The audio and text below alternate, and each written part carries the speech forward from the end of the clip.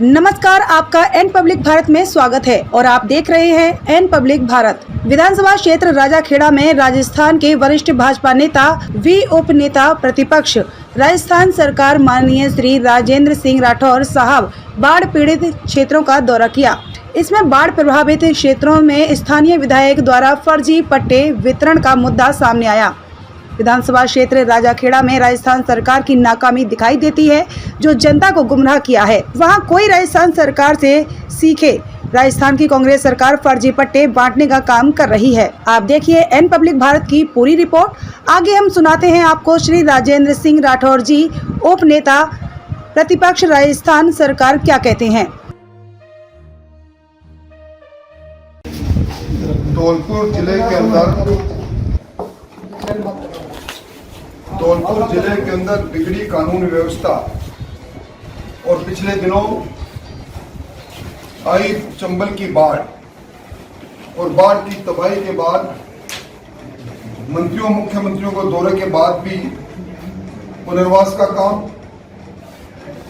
और एसडीआरएफ से मुआवजा दिलाने का काम, इन सारे कामों को देखने के लिए मैं और जवाहर मैडम जी यहाँ आए। इस जिले में जिस प्रकार की आपाधापी का वातावरण बना हुआ है, कानून व्यवस्था या माफियों के चुंगल में है। मुझे लोगों ने ग्रामीण क्षेत्र में बताया कि पुलिस भी राजनीतिक संरक्षण दाताओं के आधार पर एफआईआर दर्ज करना, गिरफ्तारी करना, इस सारे काम को अंजाम दे रही है। अकाल की विभीषिका को मैं अपनी आंखों से देख कर आया हूं। मैंने दर्जनों गांवों का आज दौरा किया है। आज भी एक नीले रंग के छोटे से पॉलीथीन के टेंट के नीचे लोग अपना जीवन बसर कर रहे हैं। नॉर्म्स बने हुए हैं और उन नॉर्म्स के आधार पर केंद्रीय सरकार और राजस्थान सरकार दोनों ने एसडीआरएफ फंड में पैसा होते हुए भी आज तक मुआवजा की राशि दी नहीं गई।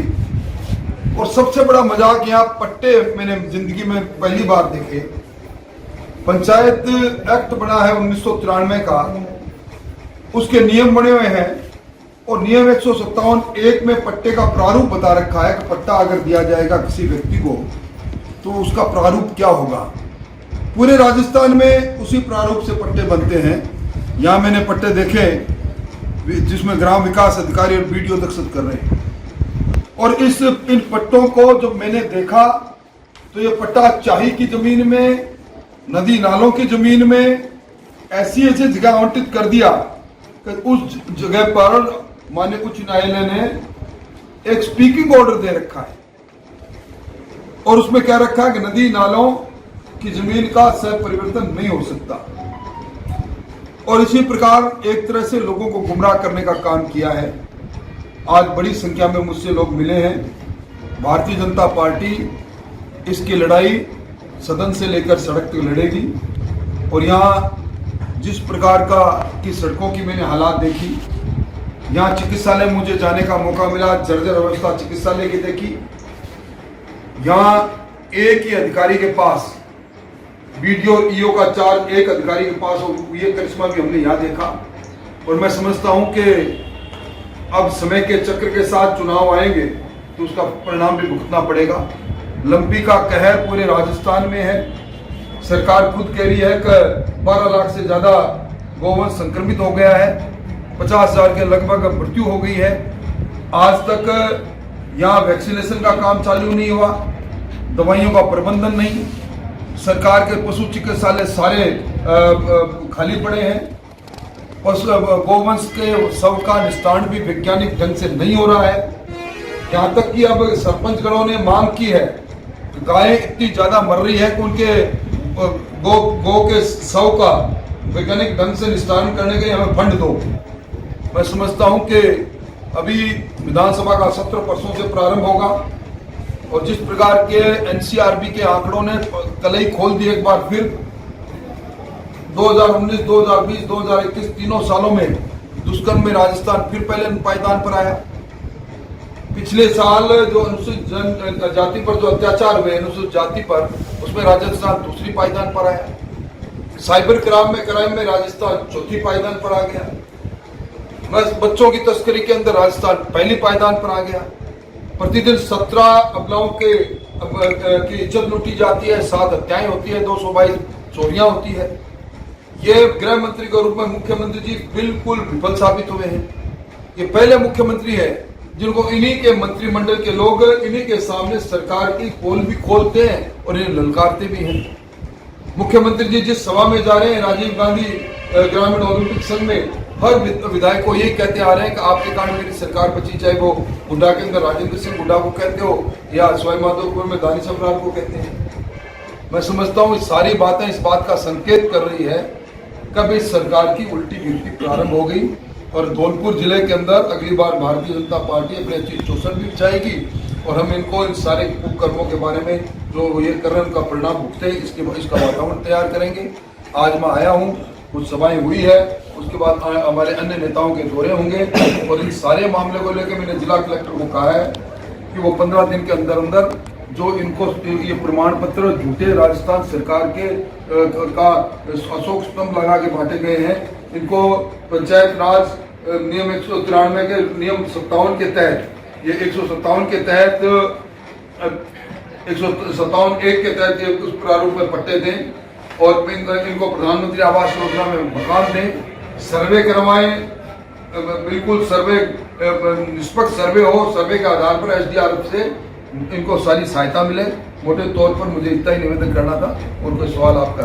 सर एक बात बताएं, सेंट्रल गवर्नमेंट में बीजेपी की सरकार है, क्यों ना जो बाढ़ यहाँ पर हर साल आती है, ग्रामीण बाढ़ की चपेट में आते हैं, उनके मकान टूट जाते हैं, सरकार आपकी सरकार है, क्यों ना इनके लिए प्रधानमंत्री स्कीम से मकान बनाए जा सकते हैं। देखिए इसके लिए भाजपा द्वारा अब तक कोई कार्रवाई नहीं की गई है। प्रधानमंत्री आवास योजना के अपने मानदंड बने हुए हैं, पर प्राकृतिक आपदा के अंदर अगर जिला कलेक्टर सरकार को लिखे और सरकार केंद्र सरकार को लिखे तो इनको विशेष आवंटन का मिली भी है, परंतु यहाँ से दुर्भाग्य इस बात का यहाँ से कोई प्रस्ताव नहीं किया। यहाँ तो सिर्फ इतनी सी बात हुई है कि ये जो चंबल लिफ्ट से राजाखेड़ा इलाके का सरसब्द होना था, 824 करोड़ की योजना थी, वो योजना की स्वीकृति प्रशासनिक, वित्तीय और तकनीकी स्वीकृति भारतीय जनता पार्टी के कालखंड में हुई। अब उस योजना को अघोषित रूप से बंद करने का क्रम ये सरकार के लोग कर रहे हैं, इसका परिणाम भी सरकार को भुगतना पड़ेगा। सर विधानसभा चुनाव, बीजेपी का कोई मुख्यमंत्री चेहरा किसके लिए चुनाव लड़ा जाएगा? किसके? भारतीय जनता पार्टी के पास सब विश्व के सबसे लोकप्रिय नेता, अभी एक सर्वे हुआ, इंग्लैंड की एक कंपनी ने सर्वे किया, मॉर्निंग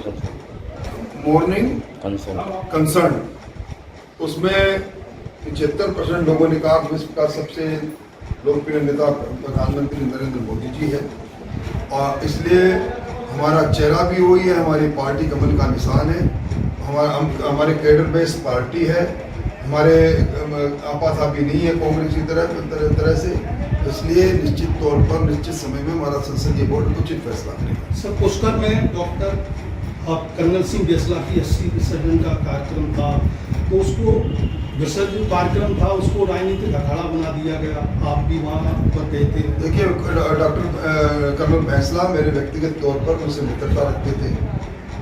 गुर्जर आरक्षण के मामले में जो मंत्रिमंडलीय उप समिति बनी थी उसका मैं अध्यक्ष रहा हूँ, इस नाते उनसे मेरा आना जाना था और उनके परिवार को संतावना देने के लिए उनके आमंत्रण पर हम लोग गए। वो कोई राजनीतिक मंच भी नहीं था, हमने कोई राजनीतिक बात भी मंचों से नहीं कही, परंतु वहाँ जिस प्रकार का वातावरण बना, जब एक समाज ये सोचता है कि उनको समाज में सरकार में भागीदारी का मिले, इसलिए उन्होंने एक बहुत बड़ा परिवर्तन किया और वो जब ठगा सा महसूस करता है तो निश्चित तौर पर एक स्वाभाविक आक्रोश आ जाता है और आक्रोश के अंदर जिस प्रकार की भाषा सरकार के मंत्रियों ने मंचों से बोली, उस समुदाय के भीड़ को ललकारने का काम किया, उससे बात पतंगड़ में बदल गई। और उसके बाद शोक चांदना जी ने जो ट्वीट किया सचिन पायलट जी के लिए, सचिन पायलट जी की सदारत में वो प्रदेश कांग्रेस युवा कांग्रेस के अध्यक्ष रहे उन्हीं को वो कह रहे हैं कि जब मैं बोलूँगा और मैं कार्रवाई करूँगा एक बचेगा। मैं समझता हूँ ये दम भरी भाषा भी उनको नहीं बोलनी चाहिए। सर बात की जाए तो धौलपुर जैसे आपके बेटे यहाँ लगातार रायाखेड़ा विधानसभा क्षेत्र में आपका लगातार आना, क्या धौल ये रायाखेड़ा विधानसभा क्षेत्र से चुनाव लड़ने का कतई कोई ऐसा इरादा नहीं है।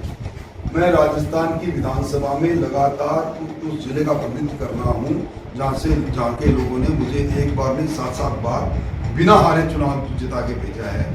हम राजनीतिक कार्यकर्ता हैं, इस कार्यकर्ता के नाते यहाँ कार्यक्रम करने आए हैं। पार्टी आज प्रधानमंत्री जी का जन्म दिवस भी था। आज यहाँ पूरे जिले के अंदर अलग अलग जगह पर रक्तदान शिविर भी हुआ है।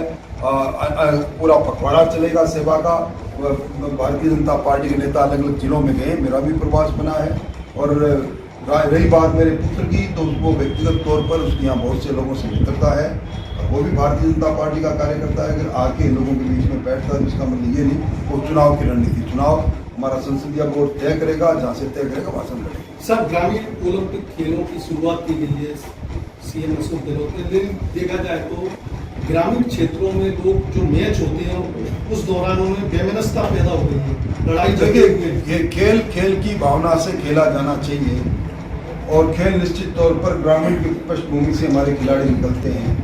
पर खेल को वोट की फसल काटने के लिहाजे से किसी योजना को बनाकर उसमें उस खेल को आगे बढ़ाने की कोशिश जिस प्रकार सरकार अब कर रही है, मैं समझता हूँ उसमें सरकार कामयाब नहीं होगी। सरकार की लोकप्रियता लगातार गिर रही है और सरकार के अंदर आप ग्राम पंचायत को आप थोड़े से रुपए 3,000 रुपए के अंदर पूरे गेम कराना चाहते हो, 16 गेम कराना चाहते हैं। ना वहाँ खेल मैदान के अंदर सफाई है, ना खेल मैदान में इस तरह की व्यवस्थाएं हैं। मैं समझता हूँ कि ये खेल के नाम पर राजीव गांधी जी का नाम लगाकर सोनिया जी को और प्रियंका जी को खुश करने का एक रास्ता मुख्यमंत्री जी ने निकाला है। शायद इसमें वो कामयाब हो जाए।